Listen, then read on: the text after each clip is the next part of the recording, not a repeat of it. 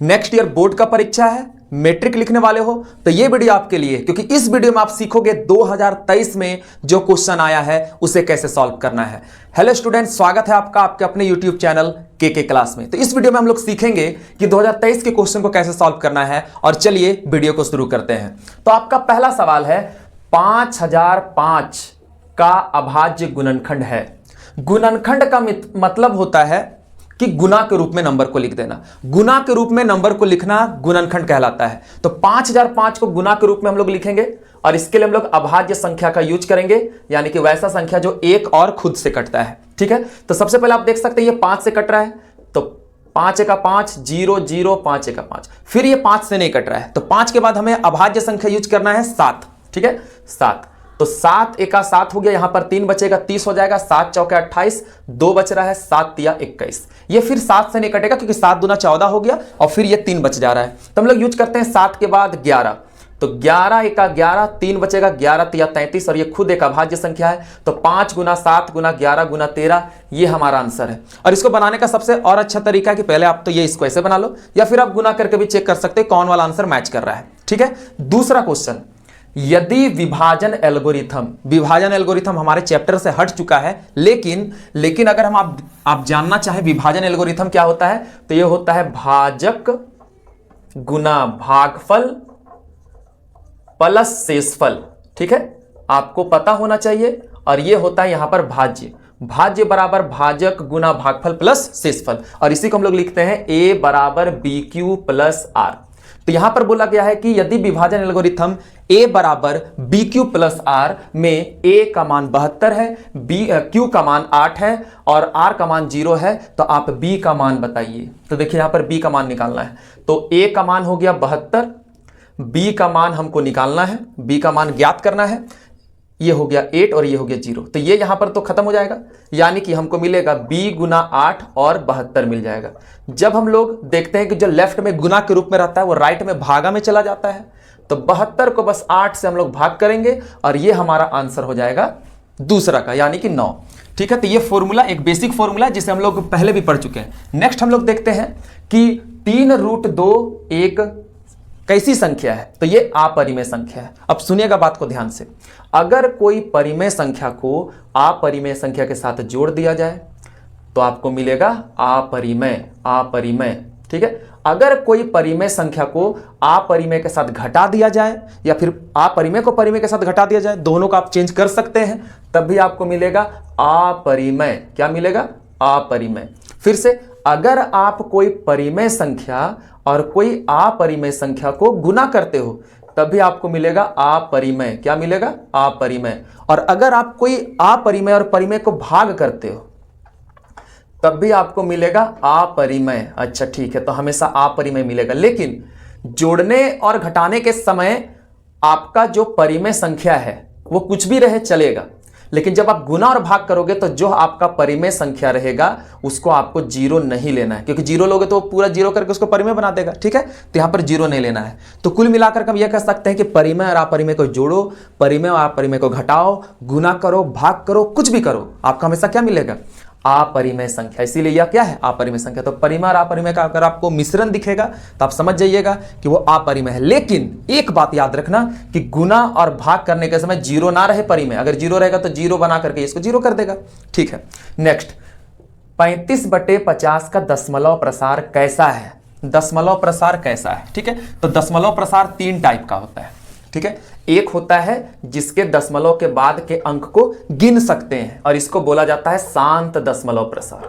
ठीक है, अगर कोई परिमेय संख्या है ठीक है, और इसके बाद जो दशमलव के बाद वाला जो नंबर है वो क्या हो रहा है? रिपीट हो रहा है, बार बार रिपीट हो रहा है, बढ़ते जा रहा है। ठीक है, अगर बढ़ते रहेगा तो इसको बोलते हैं अशांत, लेकिन बार बार रिपीट होते जा रहा है तो इसको बोलते हैं आवर्ती। क्या बोलते हैं? आवर्ती। रिपीट होगा तो आवर्ती। लेकिन अगर दशमलव के बाद जो अंक है वो बढ़ते तो जा रहा है लेकिन रिपीट नहीं कर रहा है, बस अलग अलग दिख रहा है, रिपीट नहीं कर रहा है, तो जब ये रिपीट नहीं करेगा, ठीक है, ये रिपीट नहीं करेगा तो समझ जाइएगा ये भी हमारा अशांत है, लेकिन इसको बोलेंगे अशांत अनावर्ती। वर्ती। अच्छा ठीक है, ये अनावर्ती मतलब रिपीट नहीं करता है, अशांत का मतलब रुकेगा नहीं, अशांत आवर्ती यानी कि रिपीट करता है, जिसको हम लोग गिन सकते होता है शांत। अब पूछा गया कि कैसा है, तो इसके लिए आपको भाग नहीं करना है, इसको आपको भाग नहीं करना है कि 50 से 35 को भाग कर दिए। आपको क्या करना है, पहले इसको लिख लेना है और फिर देखना है क्या ये कैंसिल हो रहा है, तो आप देख रहे हो कैंसिल हो रहा है, तो यहां पर हो जाएगा 5 सते 35 और ये यहां पर ऐसे हो गया 7/10। ठीक है, अब इसका दो तरीका है, पहला तरीका तो ये है, पहला तरीका तो ये, तो आप इसको ऐसे लिख दो, इसको देखने से आपको पता चल जाएगा ये शांत है, पहला तरीका। दूसरा आप क्या करो, हर यानी कि जो 10 है उसको ये करा दो, अभाज्य गुणनखंड तोड़ दो। अगर आपको सिर्फ 2 मिलेगा समझ जाइएगा शांत है, अगर 5 मिलेगा समझ जाइएगा शांत है, और अगर आपको 2 और 5 दोनों मिलेगा तब भी आप समझ जाइएगा कि वो क्या है, शांत है, अगर 2 और 5 दोनों मिलेगा। ठीक है, जैसे अगर आपको कोई क्वेश्चन ऐसे दे देगा इस तरीके से, ठीक है, अब अगर आपको कोई बोलता है बताओ ये शांत है कि नहीं, मतलब इसका दशमलव प्रसार कैसा होगा, तो अगर आप यहां पर देखोगे कि 1001 को जब हम तोड़ते हैं तो यहां पर हमको इस तरीके का नंबर मिल रहा है, यहां तो ना 2 है ना ही 5 है, तो समझ जाइएगा कि ये अशांत है। अशांत कौन वाला, आवर्ती वाला, हमेशा या तो आवर्ती आएगा या फिर शांत आएगा। ठीक है, तो फिर से अगर कोई परिमेय संख्या को तोड़ने के बाद अगर आप इसको ऐसे चेंज कर दिए तो ये तो शांत दिख रहा है, या फिर इसका हर में हमको 2 दिखना चाहिए, 5 दिखना चाहिए, या 2 या 5 दोनों दिखना चाहिए, जिसमें यहां दोनों दिख रहा था इसलिए क्या हो गया, शांत हो गया। ठीक है, 5वां नंबर, y बराबर 5x का ग्राफ दिया गया है, देखो ग्राफ दिया गया है, और यहां पर बोला गया कि बहुपद px, तो जब बहुपद px रहेगा तब आपको देखना कि x अक्ष को वो कितना बार कट कर रहा है, कौन, ग्राफ। तो यहां पर जो ग्राफ हो रहा है x अक्ष को कितना बार कट कर रहा है, 2 बार, तो 2 बार कट कर रहा है, इसीलिए शून्यकों की संख्या हो जाएगी 2। बोला गया है कि बहुपद x² - 15 का शून्यक है, बहुत आसान है। इसके लिए हमको क्या करना है, सबसे पहले यहां पर लिखना है x² - 15 = 0, x² - 15 हो जाएगा +15, यहां पर +15 हो जाएगा। और जैसा कि आपको पता होना चाहिए कि जब भी किसी बहुपद का शून्यक निकालना हो तो उसे आप 0 के बराबर कर दो, तो ये 0 के बराबर हो गया। ठीक है, बहुपद को 0 के बराबर लिख लिए, x² बराबर +15 हो गया, और x बराबर जब आप स्क्वायर को इधर लेके आते हैं तो ±√15 हो जाएगा। आप तो ये जानते ही होंगे कि स्क्वायर जब इधर आ जाएगा तो रूट आ जाएगा, लेकिन आपको प्लस माइनस मेंशन कर देना है, क्योंकि प्लस वाले √15 का भी स्क्वायर 15 होगा और माइनस वाले का भी, तो यहां पर x का वैल्यू हो जाएगा √15 और -√15, यानी कि ऑप्शन नंबर सी। ठीक है, नेक्स्ट हमारा सवाल है, और ये एक बहुत ही इंपॉर्टेंट सवाल है। इंपॉर्टेंट इसीलिए क्योंकि इसको स्टूडेंट क्या करते हैं, पहले इसका शून्यक निकालते हैं और फिर शून्यक को जोड़ते हैं। क्वेश्चन को मैं समझाता हूं, x² - 2x - 8 के शून्यक a और b है, और यहां पर बोला गया है कि a + b का मान, a + b यानी कि आपको यह समझना होगा कि यह शून्यकों का योग है, शून्यकों का योग वही अल्फा प्लस बीटा जो आप स्कूल में पढ़े होंगे, है ना। तो अल्फा प्लस बीटा = होता है -b/a, तो यहां पर शून्यक a और b हो गया, तो a + b यहां पर हो जाएगा -b/a, है ना। अब यहां पर देखिए -b और a, तो आप जानते हो कि यहां पर a का मान 1 हो जाएगा, b का मान -2 है और c का मान -8। ठीक है, यहां पर मैं लिख देता हूं, यहां पर लिखता हूं a का मान 1, b का मान -2 और c का मान -8। तो बोला गया फॉर्मूला में -b/a, तो माइनस और माइनस प्लस हो जाएगा, तो +2 और यहां पर a का 1, तो आंसर हो जाएगा 2। बिल्कुल सिंपल तरीके से आप चाहे तो इसका शून्यक निकालोगे, फिर दोनों शून्यक को जोड़ोगे, यही आएगा, लेकिन हम लोग को टाइम बचाना क्योंकि ऑब्जेक्टिव पढ़ रहे हैं। ठीक है, 8 नंबर, जब 2 चर वाले रैखिक समीकरण का आलेख प्रतिच्छेदी रेखाएं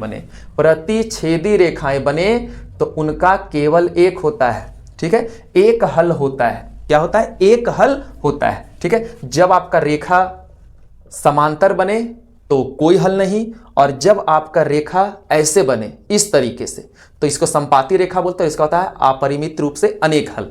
तो यहां पर उसी क्वेश्चन को अलग तरीके से बोला गया है कि समीकरण निकाय a1x b1y c1 = 0 और a2x + b2y + c2 = 0 का अनंत हल होंगे। अनंत हल कब होगा, अनंत हल तब होगा जब आपका रेखा ऐसे बन जाए संपाती, और ये कब बनता है, जब a1/a2 = b1/b2 = c1/c2 हो जाए, b1/b2 और = c1/c2 हो जाए। तो ये वाला ऑप्शन आपको कहां दिख रहा है, ऑप्शन नंबर सी में। जब आपका ऐसा बनेगा तो समांतर होगा, और जब आपका इस तरीके का बनेगा a1/a2 not equal to b1/b2, ठीक है, तो आपका बनेगा एक हल वाला प्रतिच्छेदी रेखाएं।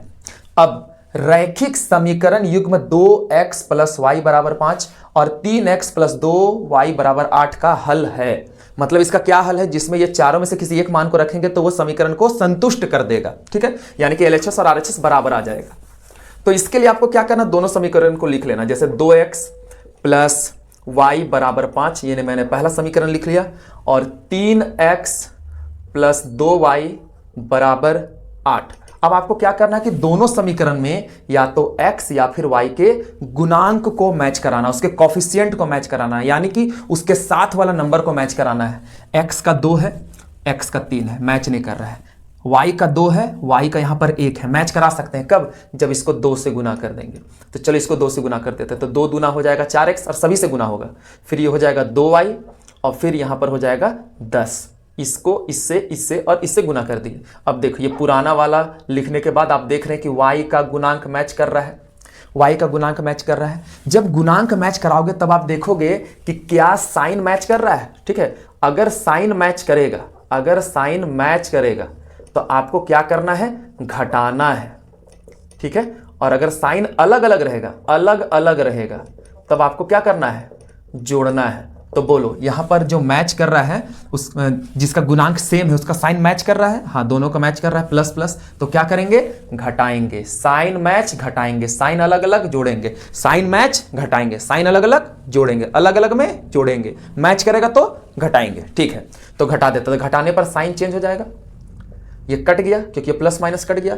4 में 3 घटाएंगे 1x और यहां पर हो जाएगा 2, x का मान 2 आ गया। अब जो ये मान आएगा उसको आप किसी भी समीकरण में लगा सकते हो, मैं इसमें लगा रहा हूं। तो यहां हो जाएगा 2x प्लस वाई बराबर 5, x का मान 2 है तो 2 दूना 4 हो जाएगा, और यहां पर आप y का मान देखेंगे 1 आ जाएगा। x का 2 y का 1, x का 2 y का 1, x का 2 y का 1, यानी कि ऑप्शन नंबर आपका हो गया C, ठीक है। तो क्वेश्चन नंबर 11 में बोला गया है कि समीकरण निकाय 4x प्लस पी प्लस 8 बराबर 0 और 2x प्लस 2 प्लस 2 बराबर 0 के अद्वितीय हल होने के लिए p का मान ज्ञात कीजिए। मतलब p का ऐसा मान आपको पता करना है, p का ऐसा मान पता करना है जिससे ये दोनों समीकरण का अद्वितीय हल हो। तो अगर हम यहां पर लिखते हैं 4x plus P Y plus 8 बराबर 0 और फिर हम यहां पर लिखते हैं 2x प्लस 2y प्लस 2 बराबर 0, तो ये दोनों समीकरण का जो हल होना चाहिए उसके लिए p का आपको ऐसा मान लगाना है कि कैसा हल हो, तो अद्वितीय हल हो। तो अद्वितीय हल कभी भी समीकरण का कब होता है, जब a1/a2 not equal to b1/b2, जब ये वाला हमारा अनुपात होता है तब हम लोग बोलते हैं कि हमारा जो हल है वो अद्वितीय हल है। यानी कि आपको ऐसा मान लगाना है जिसमें a1/a2 not equal to b1/b2 हो जाए। तो अब देखिएगा a1 का मान 4 है, a2 का मान 2 है, बराबर नहीं होना चाहिए। p जो b का मान है b1 का और ये b2 का मान है, ठीक है। तो ये बराबर के नीचे वाला इसको हम लोग कैंसिल कर दिए, तो यहां पर p जो है वो 4 नहीं होना चाहिए, p 4 नहीं होना चाहिए। इसके अलावा p का कुछ भी मान रहेगा, वो कुछ भी मान रहेगा तो इसका अद्वितीय हल आ जाएगा। बस क्या नहीं होना चाहिए, तो p का मान 4 के बराबर नहीं होना चाहिए, ठीक है, 4 के बराबर नहीं होना चाहिए, ठीक है। अब खुद सोचो कि अगर 4/2 है, यहां पर p/2 है, तो p का मान 4 हो जाएगा, तो यहां बराबर ना हो जाएगा, तो क्या नहीं होना चाहिए, तो p का मान 4 नहीं होना चाहिए। तो ये हमारा सही ऑप्शन है, ठीक है। नेक्स्ट सवाल की ओर बढ़ते हैं। निम्न में से कौन सा द्विघात समीकरण है, याद करिए चैप्टर नंबर 4 द्विघात समीकरण, और द्विघात समीकरण में इसका जो मानक रूप होता है वो होता है x² plus bx plus c is equal to 0। अगर आपके पास कोई द्विघात समीकरण है तो वो इस रूप का होगा, इस रूप का होगा जिसमें जो आपका घात है वो 2 होना चाहिए, अधिकतम घात 2 होना चाहिए। तो जब भी इस टाइप का क्वेश्चन आता है ना, तो आपको इसको पूरा हल नहीं करना है, इसको पूरा हल नहीं करना, बस आपको देखना है कि कहां पर x² या फिर स्क्वायर रहे, x का स्क्वायर रहे। जैसे यहां पर x का स्क्वायर मिलेगा, जब x प्लस 1 का होल स्क्वायर करेंगे तो यहां पर x² मिलेगा और यहां पर 2x मिलेगा, तो यहां पर x² बच जाएगा, मतलब यहां पर x² है। यहां पर देखिए, यहां पर x² मिलेगा x प्लस 2 का होल स्क्वायर एक्स स्क्वायर मिलेगा। और यहां पर क्या है, यहां पर आपको 2x, जब इससे आप इसको गुना करोगे ना तो क्यूब हो जाएगा। तो पावर 2 ही होना चाहिए, ज्यादा भी नहीं कम भी नहीं, सिर्फ 2। तो यहां पर क्यूब मिल जाएगा, इसलिए ये द्विघात समीकरण नहीं होगा। यहां पर जब x को x से गुना करिएगा एक्स स्क्वायर आएगा, इसको जब इससे स्क्वायर गुना करिएगा स्क्वायर आएगा, और ये बराबर किधर x वाला इसको कैंसिल कर देगा। ठीक है, तो यहां पर भी एक्स स्क्वायर नहीं रहेगा, क्योंकि इधर वाला एक्स स्क्वायर इधर वाला एक्स स्क्वायर को कैंसिल आउट कर देगा। निम्न में से कोई नहीं हमारा ऑप्शन होगा ये वाला, जिसमें एक्स स्क्वायर बच जा रहा है। ठीक है, आप देख सकते हैं एक्स का स्क्वायर करेंगे, फिर 2x हो जाएगा, फिर यहां पर 1 हो जाएगा, और यहां पर हो जाएगा 2x और -6, तो ये कैंसिल हो जाएगा। तो हमारा बचेगा एक्स स्क्वायर, ये इधर चला जाएगा, तो +7 बराबर 0। ये द्विघात समीकरण है। ठीक है, द्विघात समीकरण 2x स्क्वायर -7x + 6 का विविक्तकर ज्ञात कीजिए। विविक्तकर, ठीक है, ये चौथा नंबर चैप्टर का फॉर्मूला हमारा। विविक्तकर ज्ञात करने के लिए 2x स्क्वायर -7x + 6 बराबर 0 का अगर आपको विविक्तकर ज्ञात करना है तो आप यहां पर देख लो, a का मान है 2, b का मान है -7 और c का मान है 6। b स्क्वायर -4ac, याद कर लीजिए फॉर्मूला। b स्क्वायर -4ac विविक्तकर निकालने का फॉर्मूला है, बिल्कुल आसान। विविक्तकर निकालने का फॉर्मूला क्या है, b स्क्वायर -4ac। तो b का वैल्यू क्या है, -7 का होल स्क्वायर, -4 इंटू a का वैल्यू है 2 और c का वैल्यू है 6। तो यहां पर 7 का स्क्वायर हो जाएगा, -7 का स्क्वायर वही हो जाएगा 49, माइनस यहां हो जाएगा 6 दूना 12, 12 चौके 48, यानी कि आपका ऑप्शन नंबर सी सही है। फिर से p वाला जो क्वेश्चन होता है ना, बहुत इंपॉर्टेंट होता है। फिर से देखिए, द्विघात समीकरण x स्क्वायर -px + 4 बराबर 0 के मूल बराबर कब होंगे। ठीक है, अभी आप विविक्तकर निकाले। ठीक है, तो देखो, जब d का मान बड़ा होता है 0 से तो मूल आपका भिन्न आता है, मतलब अलग अलग आता है। d बराबर 0 होता है तो मूल आपका बराबर आता है, और d जब आपका छोटा होता है 0 से, तब आप समझ जाइएगा छोटा हो गया d, है ना, d छोटा हो रहा है किससे, 0 से, तो कोई भी मूल नहीं होता है, कोई भी मूल नहीं होता है। तो बराबर कब होता है, जब d बराबर 0 हो, और d का मान तो जानते हैं, b स्क्वायर -4ac बराबर 0 हो। ठीक है, तो यहां पर अभी हम लोग क्या करेंगे, मान रखेंगे और p का मान निकालेंगे कि p का मान क्या होगा जिससे मूल बराबर आने लगेगा। तो यहां पर a का मान आपको 1 दिख रहा है, b का मान है -p और c का मान है 4। a का मान 1, b का मान -p और c का मान 4। कहां से लिख रहे हैं, तो ये जो ओरिजिनल वाला हमारा फॉर्मूला है, इसी से तुलना करके लिख रहे हैं।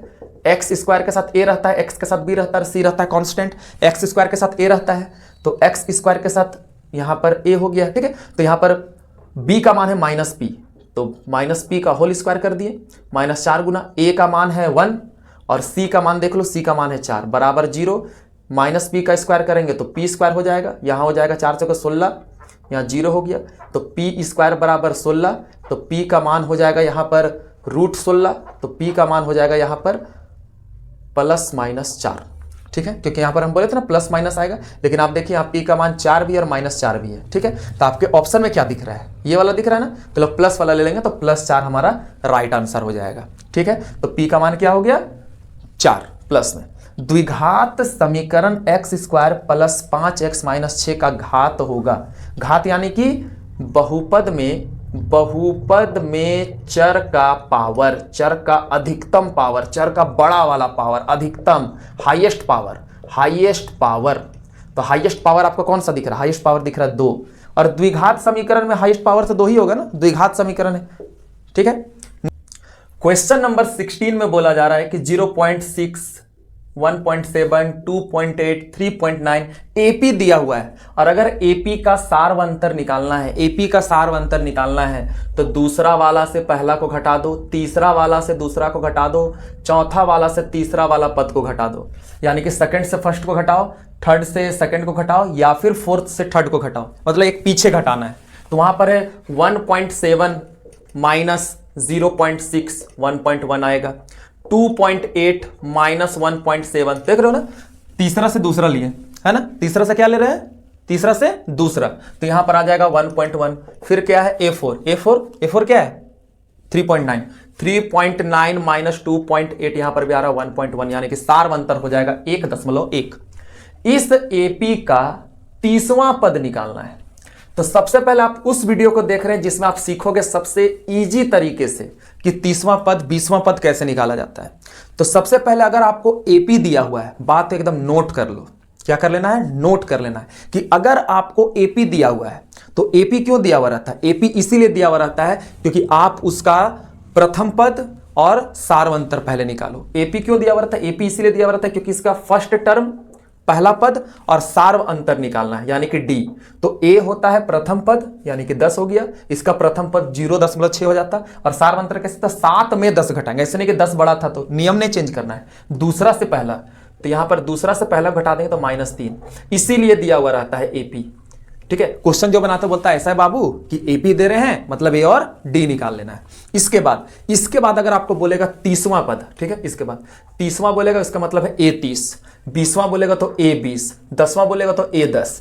अब अगर 10वां बोलता है तो इसका मतलब होता है A + 1 कम D, 20 मतलब A + 1 कम D यानी कि 19, तो 30 बोल रहा था A + 1 कम 29D। तो यहां पर अगर हम लोग A30 निकालना चाहें तो A30 कैसे निकलेगा A30 के लिए A का मान हो गया 10 + 29 गुना -3, सॉल्व करेंगे 10 + -9 × 27, 2 3 दूना 6 7 8 -77 इज द राइट आंसर। ठीक है, नेक्स्ट हमको यहां पर SN वाला मान पूछा है। ठीक है, SN यानी कि अब यहां पर योग निकालना है। देखो 10 पदों का योग ज्ञात कीजिए, जैसे 2 + 7 + 12 ऐसे करते करते करते करते हमको कुल 10 पद तक को जोड़ना है। तो देखो ये भी एपी के रूप में, ठीक है, एपी के रूप में, तो ए का मान हो जाएगा 2, प्रथम पद को 2 बोलते हैं, सार्वंतर दूसरा से पहला को घटाओ तो 7 में 2 घटाओगे तब भी 5 आएगा, 12 में 7 घटाओगे तब भी 5 आएगा, तो यहां पर डी का मान आ गया है 5। ठीक है, अच्छा बोलता है कि 10 पदों तक जोड़िए, तो 10 पदों तक जोड़िए यानी कि S10 निकालना है, 20 पदों तक S20, 30 पदों तक S30। अब देखो इसको लिखने का तरीका, इसमें आपको A + 1 कम D नहीं लिखना है, इसमें लिखना आपको 2A + 29D। ठीक है, फिर से 2A + 19D, ये आपके स्कूल में नहीं बताया जाएगा, ये बिल्कुल शॉर्टकट में आपको बता रहा हूं। A10 यानी कि 2A + 9D, यहां तक क्लियर। अब अगर जब आप S निकालोगे तो इसको गुना कर देना 30 का आधा से, इसको जब निकालोगे तो गुना कर देना 20 का आधा से। तो जब हम लोग यहां पर क्या कर रहे हैं, S10 निकाल रहे थे, इसको गुना कर देंगे 10 का आधा से। फिर से अगर कोई बोला S17 निकालो तो पहले लिखेंगे 2A + 16D, क्या लिखेंगे 2A + 16D, और इसको किसके गुना कर देंगे 17 का आधा से। अगर कोई S75 बोला तो क्या करेंगे, लिखेंगे 2A + 74D, और गुना किससे कर देंगे, हाँ 75 का आधा से, तो जितना रहेगा उससे आधा करके गुना कर देना है। तो ये हमारा आंसर है, बिल्कुल शॉर्टकट।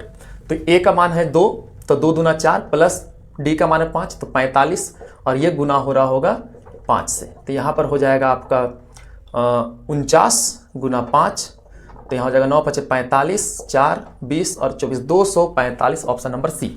ठीक है, अब हम लोग इंटर करते हैं चैप्टर नंबर 6 यानी कि त्रिभुज, और उसमें हम लोग पढ़े थे समरूप के बारे में। ठीक है, तो सभी वर्ग क्या होते हैं, समरूप होते हैं, याद रखिएगा, सभी वर्ग समरूप होते हैं, सभी वृत्त समरूप होते हैं। समरूप यानी कि एक जैसा दिखेगा, चाहे आप इतना बड़ा वृत्त बनाए चाहे इतना बड़ा वृत्त बनाए, सॉरी ये तो वर्ग हम बना रहे हैं, तो ये भी जो वर्ग आपको दिख रहा है ये सारे वर्ग समरूप होते हैं, वैसे सारे वृत्त हमारे समरूप होते हैं। ठीक है, तो ये हमारा समरूप आंसर हो गया।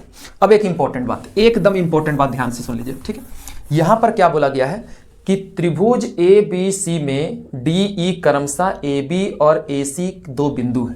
ठीक है, उसका 2 बिंदु है, तो यहां पर मैंने बना दिया एक त्रिभुज, ये मैंने एक त्रिभुज बना दिया, यहां पर लिख दिया A, यहां लिख दिया B, यहां पर लिख दिया C।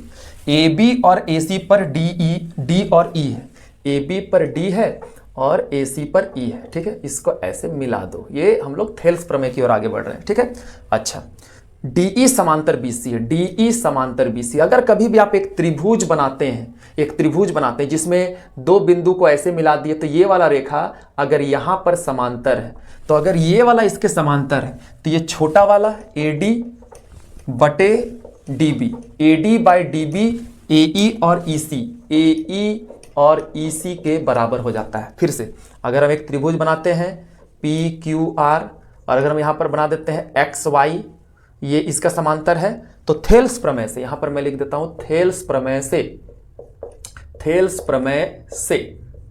हम लोग क्या जानते हैं कि PX और XQ बराबर हो जाएगा PY और वाई आर का, P Y by Y R का, ठीक है। तो यहाँ पर इसका अनुपात इसका अनुपात के बराबर हो जाता है, छोटा छोटा अनुपात के बराबर हो जाता है, ठीक है।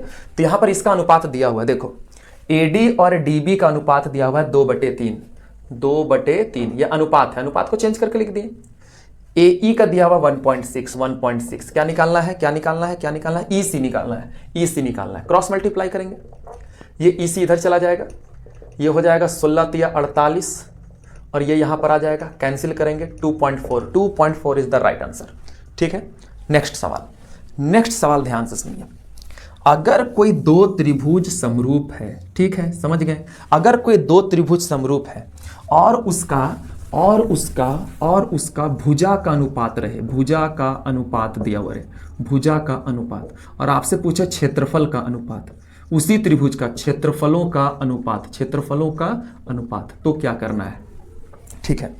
अगर कोई दो त्रिभुज समरूप दिया हुआ है और बोला जा रहा है कि इनका संगत भुजा, संगत यानी कि देखो यहां पर अगर जैसे BC है तो यहां पर EF, तो BC और EF का अनुपात है 3:5। किसका अनुपात है, भुजाओं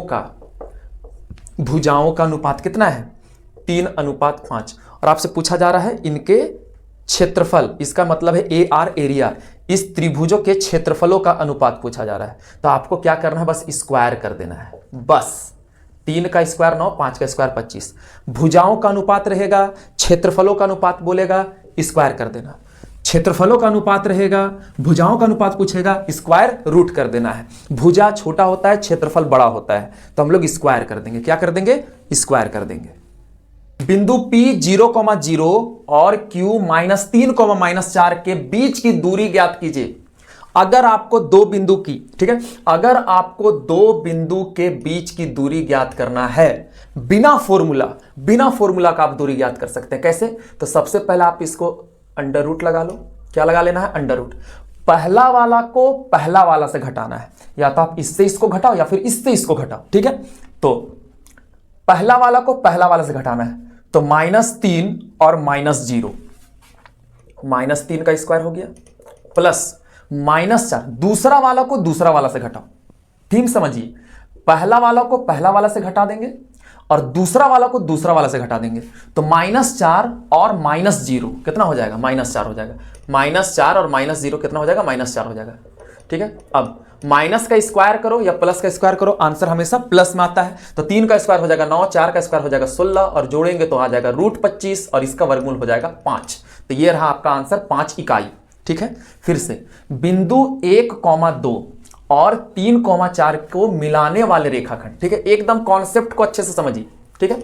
बिंदु यहां पर एक है 1,2 और एक है 3,4 को मिलाने वाला रेखाखंड का मध्य बिंदु, अगर आपको मध्य बिंदु निकालने बोला, समझ लीजिए क्वेश्चन और आसान है। क्यों, पहला वाला को पहला वाला से जोड़ेंगे, देखो वहां पर घटा रहे थे, यहां पर जोड़ेंगे, पहला वाला को पहला वाला से जोड़ेंगे 1 और 3 4, 4 का आधा 2, दूसरा वाला को दूसरा वाला से जोड़ेंगे 2 और 4 6, 6 का आधा 3, तो 2,3 इज द राइट आंसर, ठीक है। दूरी सूत्र और मध्य बिंदु वाला दोनों देख लीजिएगा, वीडियो पीछे करके भी आप देख सकते हैं। नेक्स्ट क्वेश्चन, यदि A, B और C 3 शीर्ष है कोई त्रिभुज का, ठीक है, एक मान लीजिए ये निर्देशांक तल हमने बना लिया, 3 बिंदु है, तो बोला जा रहा है कि ABC त्रिभुज का क्षेत्रफल ज्ञात कीजिए। इसे मैं आपको शॉर्टकट बताता हूं।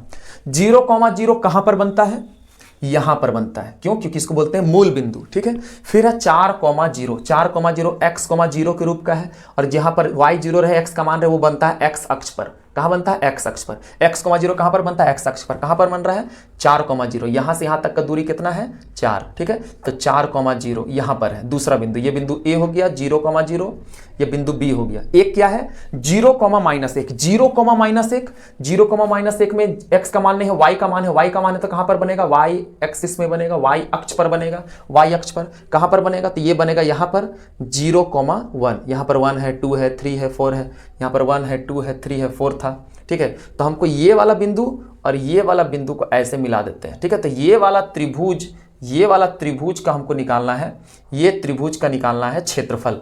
तो त्रिभुज का क्षेत्रफल होता है 1/2 गुना आधार गुना ऊंचाई। 1/2 आधार का दूरी कितना है 4 और ऊंचाई का दूरी कितना है 1। तो यहां पर कैंसिल करेंगे तो आ जाएगा 2 इकाई। कितना आ जाएगा 2 इकाई। हर क्वेश्चन ऐसा नहीं बनता है, हर क्वेश्चन ऐसा नहीं बनेगा। वो 1/2 under bracket x2 into y2 minus y3 उस वाले क्वेश्चन से बनता है, फॉर्मूले से बनता है। लेकिन यहां पर आपको अगर ये इस टाइप का मूल बिंदु मिल जाए तो आप थोड़ा आइडिया लगा करके शॉर्ट में इसको बना सकते हैं। ठीक है, तो ये हमारा 1 दूरी था और ये हमारा 4 दूरी था, तो आधार गुना ऊंचाई से हमने बना लिया। ठीक है, अब हम लोग देखते हैं अगला जो हमारा क्वेश्चन है, वो हमारा क्वेश्चन है त्रिकोणमिति से। त्रिकोणमिति से हमारा सवाल है। क्या सवाल है? अगर cos a बराबर 3/5 तो cosec a निकालिए। तो cos a बराबर 3/5 जो दिया हुआ है, जैसे AP वाले क्वेश्चन में अगर AP दिया हुआ है तो a और d निकालना, वैसे अगर किसी त्रिकोणमिति अनुपात का मान दिया हुआ है, इसको त्रिकोणमिति अनुपात बोला जाता है, तो यहां पर cos का फॉर्मूला होता है b/h। तो आपको दिया हुआ है b का मान और दिया हुआ है h का मान। ठीक है, और यहां से आपको P निकाल लेना है पाइथागोरस प्रमेय से। पाइथागोरस प्रमेय से, ठीक है, हम लोग जानते हैं पाइथागोरस प्रमेय में होता क्या, P = √h² माइनस b²। तो यहां पर हो जाएगा 5 का स्क्वायर, यहां पर हो जाएगा 3 का स्क्वायर। तो यहां पर हम लोग सॉल्व करेंगे 25 माइनस 9, यहां पर आ गया 16 का 4।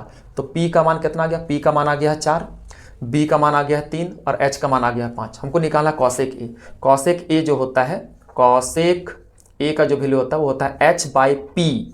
h/p, तो h का मान कितना है? h का मान है 5 और p का मान कितना? p का मान है 4। p का मान है 4, 5/4, ये वाला हमारा आंसर सही होगा। ठीक है, एक इंपॉर्टेंट क्वेश्चन जो बार बार एग्जाम में देखा गया है, उसे हम लोग देख लेते हैं। क्वेश्चन नंबर हमारा 26 में बोला जाता है कि 2 sin a = 3 और √3 है। a का मान पूछा जा रहा है, a का मान निकालना है। तो जब भी आपको a का मान निकालना रहता है तो जो भी साइन कॉस के साथ रहेगा नंबर, उसको राइट साइड में लेकर आ जाएंगे। तो sin a = √3/2, यहां पर sin a लिख लिए और जब आपको a का मान निकालना तो इसको भी साइन के जैसा चेंज कर दो। तो ये sin 60 का वैल्यू होता है, sin 60 = √3/2। तो यहां पर a का मान तुलना करने पर कितना मिल रहा है? 60 डिग्री। पहले क्वेश्चन रहेगा, नंबर को इधर भेजेंगे, इसको साइन के रूप में चेंज करेंगे और यहां पर a = हमें क्या मिल गया? 60 मिल गया। ठीक है, इसके बाद ये डायरेक्ट फॉर्मूला है। डायरेक्ट फॉर्मूला क्या है कि cot 90 degree minus theta = tan theta. तो हमारा सही आंसर हो जाएगा tan a। ठीक है, ठीक है, sin square a plus cos square = 1, ये सबसे फेमस फॉर्मूला है। ठीक है, नेक्स्ट क्वेश्चन देखते हैं। क्वेश्चन नंबर 29 में बोला जा रहा है कि एक मीनार के शीर्ष का उन्नयन कोण उसके पाद बिंदु से 15 मीटर की दूरी पर 60 डिग्री है। तो बातों को समझिएगा, एक मीनार है, देखो एक मीनार मैंने बना दिया। ठीक है, ये हमारा है मीनार।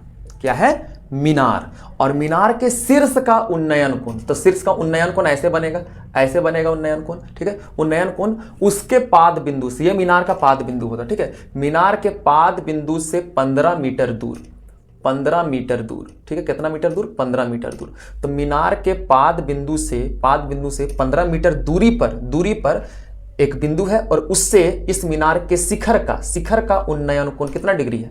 60 डिग्री है। ये हमारा क्वेश्चन है। बोला जाता है कि मीनार की ऊंचाई निकालिए। तो मीनार की ऊंचाई निकालना है तो अगर आपको दूरी दिया हुआ रहे, डिस्टेंस दिया हुआ रहे और आपको हाइट निकालना है तो आपको लगाना पड़ेगा tan थीटा।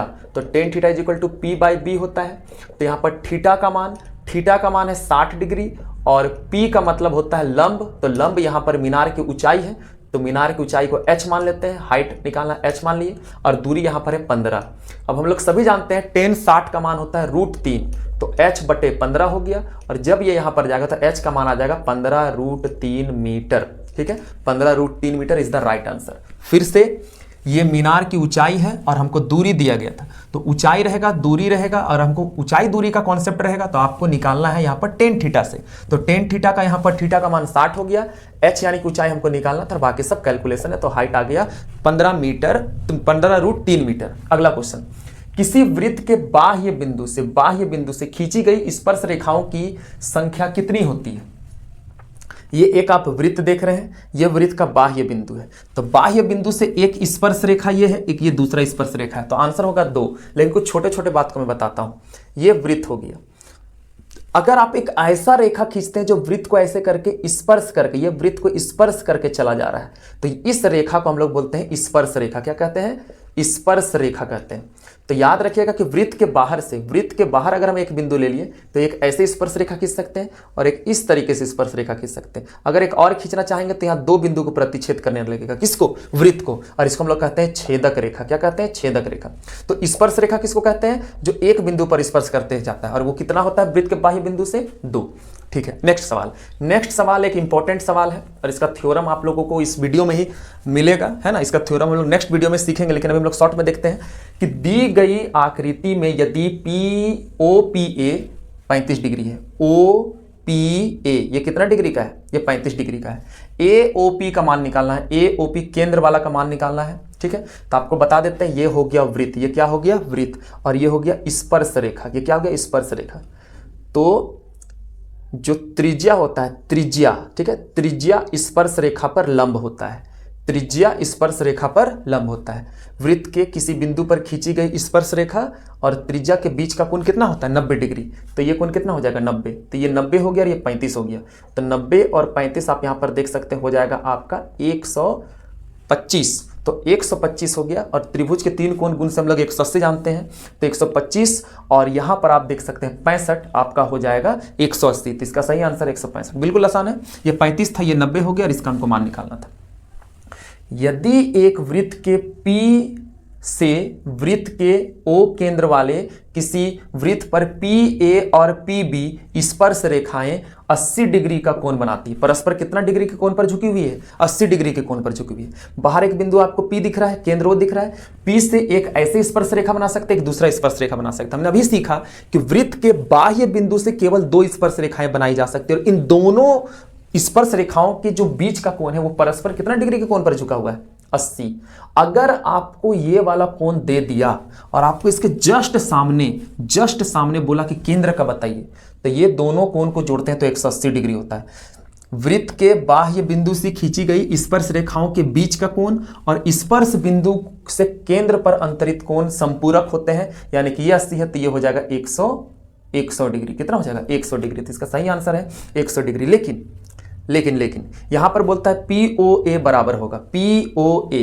ठीक है, इसको मैंने ऐसे बना लिया, एक है PA और यह है PB। कुछ और चीज देखिए, PA और PB का मतलब है P बाहर है, तो P बाहर एक PA है और एक PB है। अब आपको इतना तो पता हम करवा ही दिए कि ये हमारा 100 डिग्री का है। कितना डिग्री का? 100। लेकिन यहां पर बोलता है POA। तो अगर टोटल 100 है तो याद रखिएगा केंद्र विभाजित हो जाता है, ये हो जाएगा 50 और ये हो जाएगा 50। ठीक है, ये समद्वि विभाजित होता है। तो फिर से अगर आपके पास एक वृत्त है, वृत्त के, ठीक है, एक वृत्त हमने बना लिया, एक वृत्त है, वृत्त के बाहर से 2 स्पर्श रेखा ऐसे बना हुआ है, इसका कोण 80 डिग्री है, तो यहाँ पर केंद्र का जो कोण बनेगा वो 100 डिग्री का बनेगा। और अगर आप यहाँ पर से P नाम रखते हैं, इसका O नाम रखते हैं, इसका A नाम रखते हैं, तो ये हो जाएगा 50 और ये हो जाएगा 50, इसलिए इसका सही आंसर हो जाएगा 50 डिग्री। नेक्स्ट, निम्न में से कौन वृत्त का क्षेत्रफल का फॉर्मूला है? मैट्रिक के लिए एकदम बच्चों वाला एकदम आसान क्वेश्चन। और वृत्त का जो क्षेत्रफल होता है वो क्या होता है? बताइए। बिल्कुल, πr²। तो क्वेश्चन नंबर 34 में बोला गया है कि किसी अर्धवृत्ताकार खेत की त्रिज्या है 7 सेंटीमीटर, तो उसका परिमाप बताना है। तो अर्धवृत्ताकार खेत यानी कि जो खेत होगा वो इस तरीके का होगा, है ना। जो खेत हमारा होगा वो कुछ इस तरीके का होगा। और अगर हमको इसका परिमाप निकालना है, यानी कि परिमाप का मतलब होता है उसका बाउंड्री का लंबाई, तो हम लोग जानते हैं यहां से यहां तक जो वृत्त होता है उसका परिमाप होता है 2πr। तो अगर हम लोग इसको आधा कर दे रहे हैं, तो आधा कर देंगे तो यहां पर भी आधा करना पड़ेगा, यानी कि हो जाएगा πr हो गया। और फिर यहां से यहां तक का जो दूरी होता है उसको हम लोग कहते हैं व्यास, यानी कि d। तो व्यास को हम लोग 2r भी लिख सकते हैं। तो फॉर्मूला हमारा बन करके आता है 2r, किसका? परिमाप निकालने का। तो यहां पर त्रिज्या 7 है, तो यहां पर लिख देंगे 22/7 × 7 + 2 × 7। तो ये कैंसिल हो गया, तो यहाँ हो जाएगा 22 + 14 और यहाँ पर हो जाएगा 36। तो 36 सेंटीमीटर हमारा राइट आंसर है। ठीक है, बहुत आसान सा क्वेश्चन था। 42 सेंटीमीटर त्रिज्या वाले एक वृत्त के उस त्रिज्यखंड का क्षेत्रफल ज्ञात कीजिए जिसका केंद्रीय कोण 120 डिग्री का, केंद्रीय कोण 120 डिग्री का। सबसे पहले देखो मैंने एक वृत्त बना लिया, ये हमारा हो गया केंद्र और यहाँ पर से मैंने क्या किया, ऐसे एक त्रिज्यखंड बना लिया और मान लीजिए इसका कोण जो है वो 120 डिग्री का है और यहाँ पर त्रिज्या हमारा है 42 सेंटीमीटर। तो सबसे पहले फॉर्मूला हम लोग देख लेते हैं। फॉर्मूला क्या होता है, इसे त्रिज्यखंड का क्षेत्रफल निकालना है। फॉर्मूला हो जाएगा त्रिज्यखंड का थीटा बटे 360 डिग्री गुना पाई आर स्क्वायर। तो यहाँ पर आप थीटा का मान देख रहे हैं 120 डिग्री, इसको थीटा कहते हैं। 360 यहाँ पर हो जाएगा, पाई का मान हो जाएगा 22/7 और यहाँ हो जाएगा आर स्क्वायर यानी कि 42 गुना 42।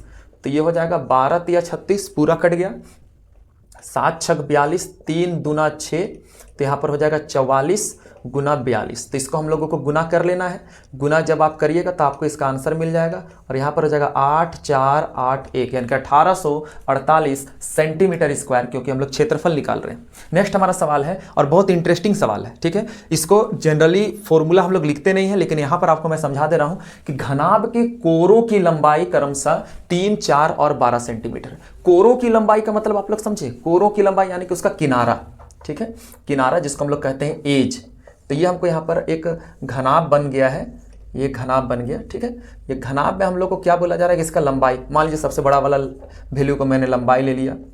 ये मान लीजिए इसका चौड़ाई है 4 सेंटीमीटर और ये इसका ऊंचाई है, मान लीजिए 3 सेंटीमीटर ऊंचाई है, ठीक है। तो अगर बोला जा रहा है इसका विकर्ण, तो विकर्ण की लंबाई यहाँ से, ठीक है, ये वाला यहाँ से लेकर के यहाँ तक विकर्ण का लंबाई हमको निकालना है। तो विकर्ण का लंबाई निकालने का जो फॉर्मूला है वो फॉर्मूला है √L² + B² + H², ठीक है। ये हमारा फॉर्मूला होता है। तो अगर हम लोग फॉर्मूला पर ध्यान देते हुए आगे क्वेश्चन को कंटिन्यू करते हैं तो यहाँ पर आप देखोगे लंबाई क्या है, तो लंबाई आपका हो जाएगा 12 का स्क्वायर। चलो 12 का स्क्वायर ये हम लोग ले लेते हैं, 4 का स्क्वायर ये हो जाता है 3 का स्क्वायर।